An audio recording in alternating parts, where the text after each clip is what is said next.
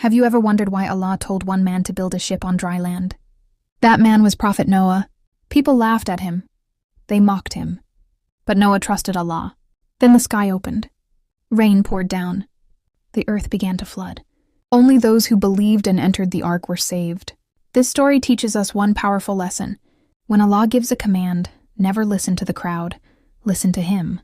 This is Hidayat. If this message touched your heart, like, share, and subscribe.